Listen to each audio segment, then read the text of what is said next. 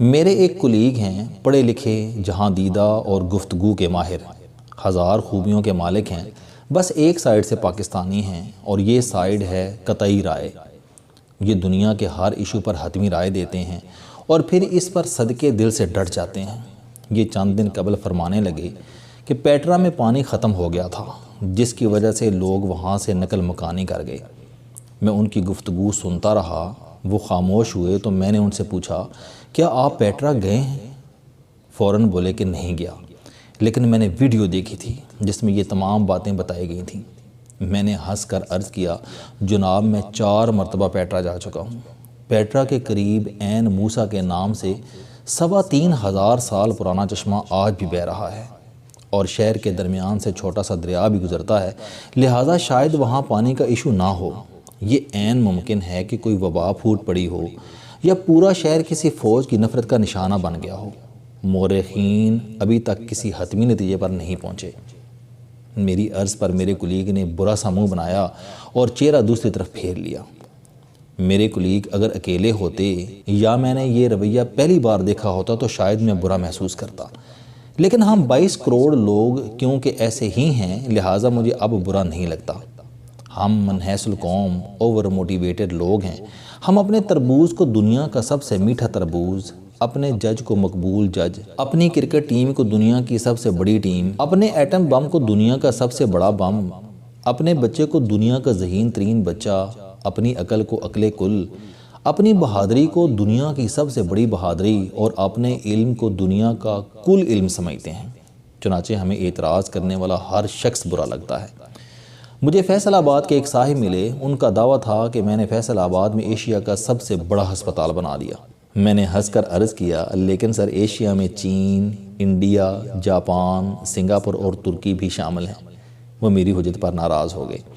میں روز کسی نہ کسی ہاؤسنگ سوسائٹی کا اشتہار بھی دیکھتا ہوں جس میں ایشیا کی سب سے بڑی ہاؤسنگ سوسائٹی کا دعویٰ درج ہوتا ہے۔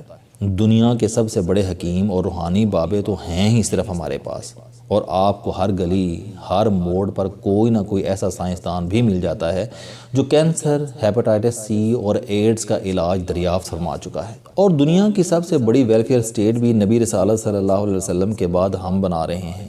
یہ کیا ہے؟ یہ دراصل اوور موٹیویشن اور انتہائی جہالت ہے۔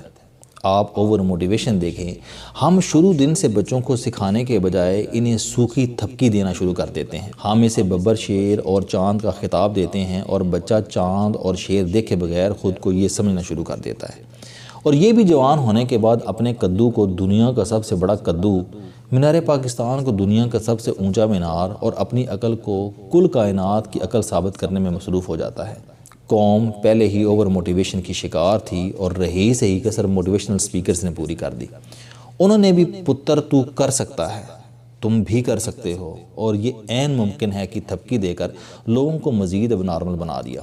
آپ یقین کریں، قوم کو مزید موٹیویشن نہیں چاہیے، اسے صرف علم چاہیے، اور علم کے لیے لرننگ کی صلاحیت ضروری ہے تاکہ ہماری ہوا میں لٹکے ہوئے پاؤں زمین پر آ جائیں، ورنہ ہم اوپر لٹکے لٹکے ہی سوکھ جائیں گے۔ میں نے پچھلے کالمز کیپ لرننگ، ہم اپنے بچوں کے قاتل ہیں، لرننگ کی ضرورت پر تحریر کیے تھے۔ لوگوں نے پوچھنا شروع کر دیا کہ ہم یا ہمارے بچے لرن کیسے کر سکتے ہیں۔ یہ سوال اہم ہے۔ لرننگ کا فارمولہ بہت آسان ہے۔ آپ سب سے پہلے 2022 کو اپنے خاندان کے لیے لرننگ ایئر ڈکلیئر کر دیں، اور اس کے بعد ہفتے کا ایک دن لرننگ کے لیے وقف کر دیں، اور پہلے ہفتے اپنے بچوں کو بجلی کے دفتر لے کر جائیں اور ان سے درخواست کریں کہ ہم آپ سے صرف بجلی کا سسٹم سمجھنا چاہتے ہیں۔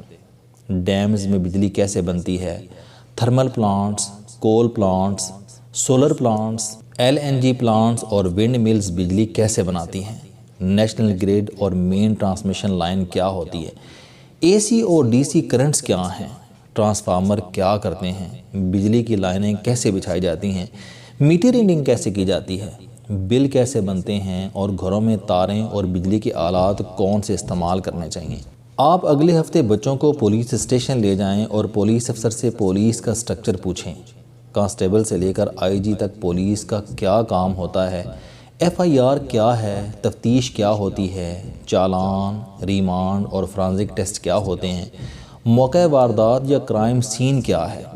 ضمنی کس کو کہتے ہیں، روزنامچہ کیا ہوتا ہے، عوام کے حقوق کیا ہیں اور پولیس قانونی طور پر کیا کیا کر سکتی ہے۔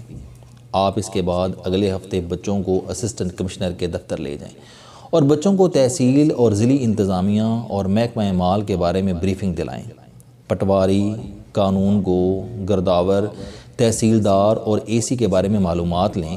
زمین کی پیمائش کیسے ہوتی ہے، دیہی اور شہری زمین میں کیا فرق ہوتا ہے، فرد اور کلندرہ کیا ہوتا ہے، زمین ٹرانسفر کیسے ہوتی ہے، مرلہ، کنال اور ایکڑ کیا ہوتا ہے، ٹرانسفر فیس کہاں اور کیسے جمع ہوتی ہے، اور تحصیل، ضلعی اور ڈویژنل آفیسرز کے کیا کام ہوتے ہیں۔ اگلے ہفتے اپنے بچوں کو عدالت لے جائیں اور انہیں سکھائیں کہ اہل مد کیا ہوتا ہے، ہرکارہ کس کو کہتے ہیں، مجسٹریٹ درجہ اول، دوم اور سوم، سول جج، سینئر سول جج، ایڈیشنل سیشن جج اور سیشن جج کیا ہوتا ہے اور ان کے اختیارات کیا ہوتے ہیں، رجسٹرار کس کو کہتے ہیں، ہائی کورٹ اور سپریم کورٹ کا کیا کام ہے، ضمانت کیسے ہوتی ہے اور ضمانت کے بعد ملزم کیا کر سکتا ہے اور کیا نہیں، ججوں کی پروموشن کیسے ہوتی ہے، وکیل کیا کیا کر سکتے ہیں، بار ایسوسیشنز کیا ہیں اور ان کے کام کیا ہیں، سرکاری وکیل، ایڈوکیٹ جنرل اور اٹارنی جنرل کیا ہوتے ہیں، اور قانون اور آئین میں کیا فرق ہوتا ہے، اور پارلیمنٹ کا اس میں کیا عمل دخل ہوتا ہے۔ آپ اس کے بعد ہر ہفتے بچوں کو محکمہ صحت، محکمہ تعلیم، گیس کے محکمے، ہائی وے ڈپارٹمنٹ، میونسپل کمیٹی یا کارپوریشن، ریلوے، فائر بریگیڈ، 1122، محکمہ نہر اور سینٹری ورک یعنی صفائی کی بریفنگ بھی کرائیں۔ یہ تمام وزٹس ہو جائیں تو آپ پھر اپنے خاندان کو صوبائی سیکریٹریٹ اور فیڈرل سیکریٹریٹ کا دورہ بھی کرائیں اور صوبائی اور قومی اسمبلی اور سینٹ بھی دکھائیں۔ آپ انہیں چیف منسٹر ہاؤس آفس بھی دکھائیں اور ایوان صدر اور وزیر اعظم ہاؤس بھی لے کر جائیں۔ آپ کے خاندان کا نالج بیس 1000 گنا بڑا ہو جائے گا۔ مجھے یقین ہے کہ اب آپ 3 سوال پوچھیں گے کہ ان وزٹ کا فائدہ کیا ہوگا، کیا یہ تمام محکمے ہمیں ٹائم اور بریفنگ دے دیں گے، اور ہمیں ایوان صدر، وزیر اعظم ہاؤس اور پارلیمنٹ میں کون گھسنے دے گا۔ یہ تینوں سوال جائز ہیں۔ پہلے سوال کا جواب ہے کہ پاکستان کے 99% لوگ سرکاری محکموں کے کام سے واقف نہیں ہیں، لہٰذا آپ اور آپ کی فیملی ان وزٹس کے بعد محکموں کے بارے میں بھی جان جائے گی اور یہ معلومات حاصل کرنے اور چیزوں کی ویریفیکیشن کا طریقہ بھی سیکھ جائے گی۔ دوسرا جواب، دنیا کا ہر محکمہ عوام کو بتانے اور بریفنگز کا پابند ہے۔ ہم نے کبھی ان سے پوچھا ہی نہیں۔ آپ ان سے ایک بار رابطہ تو کر کے دیکھیں، آپ یہ جان کر حیران رہ جائیں گے کہ یہ مدتوں سے آپ کا انتظار کر رہے ہیں۔ آپ بلا وجہ شرماتے رہے اور ایوان صدر ہو، وزیر اعظم ہاؤس ہو یا پارلیمنٹ ہاؤس ہو، عوام کسی بھی وقت انہیں وزٹ کر سکتے ہیں۔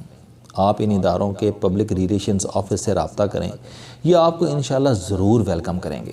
میرا تعلیمی اداروں اور صحافت کے طالب علموں کو بھی مشورہ ہے کہ آپ بھی ان محکموں کی وزٹ کریں اور اپنے طالب علموں کو بھی کرائیں تاکہ ان کے پاس کم از کم بیسک نالج تو ہو، اور سیاسی جماعتوں کو بھی اپنے کارکنوں، ایم پی ایز اور ایم این ایز کو سرکاری محکموں اور سفارت خانوں کی وزٹ اور بریفنگ کی عادت ڈالنی چاہیے تاکہ ان کا نالج بھی سالڈ ہو سکے اور یہ حکومت میں آ کر حماقتیں نہ کریں۔ اور آخری درخواست، آپ جب بھی کسی ریسٹوران، ہوٹل، کافی شاپ، بس ٹرمینل یا پیٹرول پمپ پر جائیں تو آپ ان کے سسٹم کو ضرور وزٹ کر لیا کریں۔ اس سے بھی آپ کی لرننگ ہوگی اور یہ علم حاصل کرنے کا آسان اور تیز ترین فارمولہ ہے۔ آپ اس فارمولے کے ذریعے لرن بھی کر سکیں گے اور آپ کو لرنے کی عادت بھی پڑ جائے گی، اور آپ کو اگر یہ عادت پڑ گئی تو آپ پھر کم از کم اپنے کدو اور ہسپتال کو دنیا کا سب سے بڑا کدو یا ہسپتال نہیں کہیں گے۔ السلام علیکم دوستو، علم دوستی چینل بنانے کا مقصد موٹیویشنل اور زندگی بدل دینے والی کہانیاں آپ تک پہنچانا ہے۔ مجھے خوشی ہے کہ آپ احباب کو یہ ویڈیوز بہت پسند آ رہی ہیں۔ کوئی بھی شخص جو مایوسیوں میں گھرا ہو یا کوئی بھی شخص جو اپنی زندگی مثبت انداز سے گزارنا چاہتا ہے، اس کے لیے یہ چینل لائف چینجنگ ثابت ہوگا۔ میرا دعویٰ ہے کہ کوئی بھی شخص اگر اس چینل کی ویڈیوز دیکھ اور سن لے گا تو اس کی زندگی بدل جائے گی۔ اگر آپ کو یہ چینل پسند آئے تو اسے سبسکرائب کرنا نہ بھولیں تاکہ ہر نئی آنے والی ویڈیو آپ تک پہنچ سکے۔ اس ویڈیو کو دوسروں تک ضرور پہنچائیں کیونکہ یہ صدقہ جاریہ ہے۔